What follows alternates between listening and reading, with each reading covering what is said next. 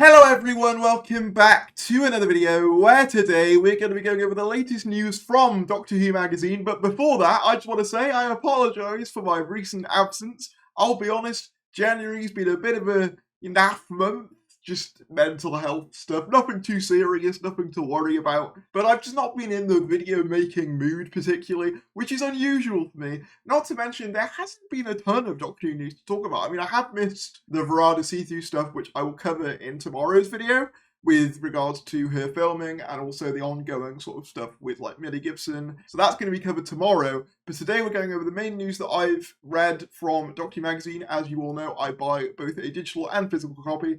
In fact, I don't know if you can see it, but there's bits of my physical copy over there because they've done like a poster package thing. But I've also got a digital edition, and there's going to be plenty of things that I don't cover here that are in the magazine, including a full-on interview with the unit team, Kate Stewart's actor, as well as Colonel Ibrahim's actor and Ruth Manley's Shirley Ann Bingham as well. So be sure to pick it up. It's a really, really good issue this time. Feel free to subscribe if you do. That'd be greatly appreciated. We do regular. I mean, that phrase is used loosely today, but I promise it's getting more regular again. Doctor Who news here on the channel, and any support would be greatly appreciated on that front. And I also want to say that I recently relaunched my podcast, Wild Endeavour, where you can watch me talk with my buddy Jean for an hour about a range of different Doctor Who topics. This is coming back, and I'm hoping to make it a weekly thing, or maybe a bi-weekly thing. We've not decided yet. So go over, subscribe to the Wild Endeavour YouTube channel right now, and go watch our latest episode. That would be greatly appreciated. But in all seriousness, the video is coming on now. So yeah, here was the cover for issue 600. So it's their 600 issue of Doctor Who magazine, which is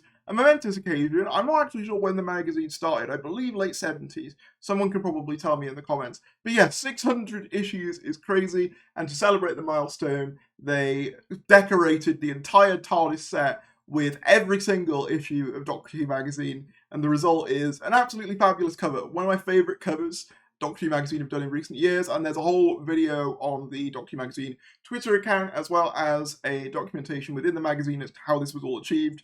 It looks really, really good. Yeah, really, really cool. Just wanted to highlight that. So one of the first things I wanted to talk about was Russell T Davies's update on the 2025 series. As you all know, as part of the Doctor Who magazine sort of regular programming, you'll get a letter from the showrunner segment from Russell in which he'll detail either a story of production or the latest details. In this one, he gives us a breakdown of each and every individual episode in detail and where it is in terms of production, going all the way from series 14 to 15 or 1 and 2, depending on how you like to categorize them. In his letter from the showrunner in Doctor Who magazine 600, Russell T Davies gave an update about filming production progress of the Doctor Who series starring Ncuti Gatwa as the Doctor in 2025. Block 1 of the current production period began October 2023, entirely filmed by director Alex Pillai.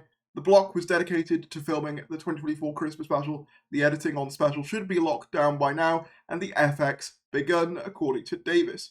Block 2, written by Peter Hall, consists of episode 1 and 4 of the 2025 series. Filming for this block included Ncuti Gatwa, Millie Gibson, Jonah Huar King. Davies wrote on 2nd of January 2024 that the episodes were already filmed except for the opening scene of episode 1, which was filmed in the middle of January with none of the main cast. So that's interesting, an opening with none of the main cast. Whether that'll just be like an opening gag thing, akin to, obviously, I guess, like the Isaac Newton thing minus the Doctor and Donna, or whether they'll be more pertinent to the entire story, I don't know, but that's interesting nonetheless. Block 3 began filming 8th of January, consists of episodes 2 and 3, new companion actress Verada see-through, or who we assume to be the new companion anyway, and Lewis Corney were spotted filming scenes alongside Ncuti Gatwa for episode 2 in Penarth, Wales, and Leominster, Herefordshire. Davies revealed that there is a guest star in episode 2 who has played a different role in a previous episode of Doctor Who. So yeah, this was something that caught my attention. There's going to be a guest star from a previous episode.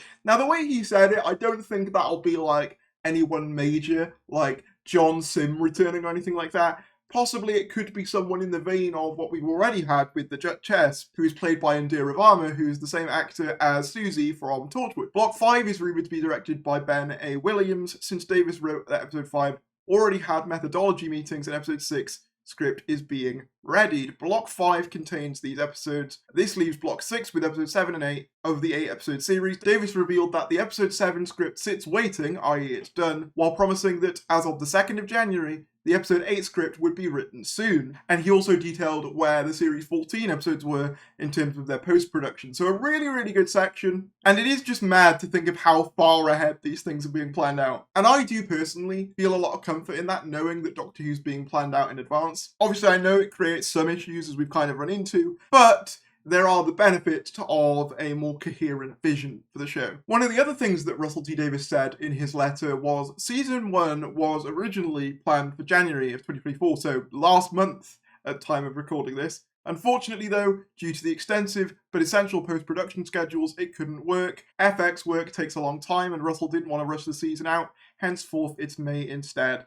And yeah, this is from the new Doctor Who magazine as well. And yeah, I'm happy to hear this. Obviously, when it comes to FX, FX workers, I don't need to tell you, some of the most overworked and underlooked members of the TV and film industry. So I'm really, really glad in this case that Russell has taken the time to make sure that all that's perfected and they've got plenty of time to get the season looking as best as they want it. And I think as well, in terms of the timing of Series 14, as much as I'd love the idea of having a new series pretty much directly after a Christmas special, just for the channel's sake, if nothing else, as well as just my immediate satisfaction as a fan, I think I would have gotten frustrated by the 10-month wait following that for the Christmas special. So I think actually having them spread out is probably a better approach. And here was one of the big things that I wanted to see. So Tom Spilsbury did his breakdown of the viewing figures, the 28-day viewing figures, for the 60th anniversary specials. Apparently, the 28-day figures will come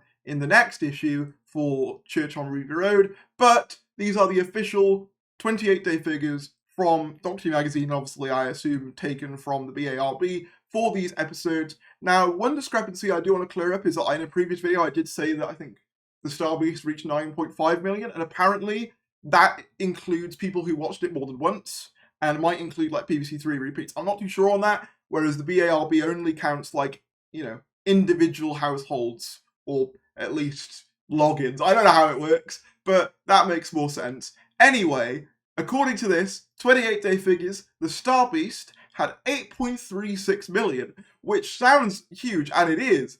So you might be surprised to see that it's 10th of the week. And that's just because there were like 7 episodes of I'm a Celebrity that were all starting out and they air nightly, as well as a couple of episodes of Strictly as well, that all did very well. Wild Blue Yonder was 4th of the week, jumping up to 8.3, and The Giggle had 7.91, 6th of the week. So only a 400,000 drop-off from start to finish, which is really, really good retention. Someone pointed out, I believe that's a 95% audience retention. And obviously, if we compare that here to the 7-day figures, you can see that the Star Beast had about a, I think, 700,000 increase. I'm not very good at quick math, so you'll have to apologise if that's wrong. Wild Blue Yonder had over 1 million increase, and same goes for The Giggle. And as I said, Church on Ruby Road will come later. Now, I believe as well, from the very brief searches I did, that the 28-day figure for the Star Beast is the highest 28-day figure Doctor Who has enjoyed since, I believe, Arachnids in the UK, which had around 8.7,